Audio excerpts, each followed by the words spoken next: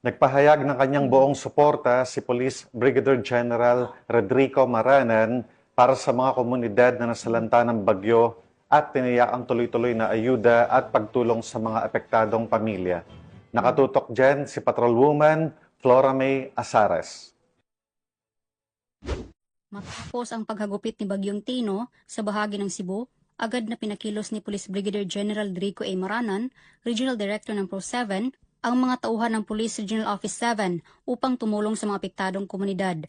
Pinangunahan din niya ang mga on-site inspection at nag-coordinate ng mga relief operations upang matiyak na ang kinakailangang tulong ay makarating kaagad sa mga residenteng nasalanta.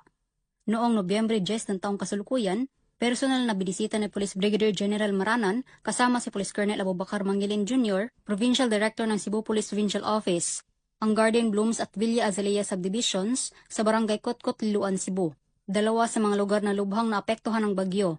Ang pagbisita ay naglalayong masuri ang lawak ng pinsala, pangasiwaan ang patuloy na paglilinis at mga relief operation, at tukuyin ang karagdagang suporta na kinakailangan ng mga residente.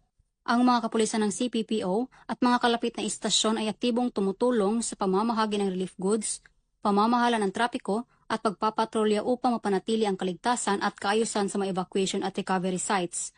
Nagdagdag tayo ng search team sa lugar at tayo ay nakipag-ugnayan na rin sa Philippine Coast Guard at nagbigay ng dalawang additional na search dog ang Philippine Coast Guard. Ngayon din ay tayo ay naka-request ng additional isang search dog pa sa EOD-K9 sa Camp Crame. Para mapabilis yung ginagawa nating paghahanap doon sa marami pa nating nawawalang mga kababayan.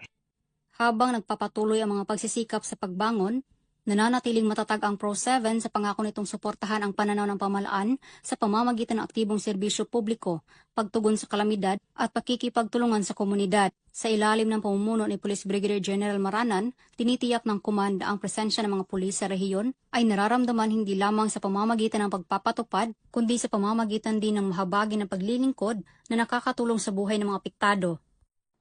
Mula dito sa Central Visayas, ako ay inyong Police News Network Correspondent, Patrolwoman Flora May Asares, alagad ng batas, tagataguyod ng Balitang Pulis.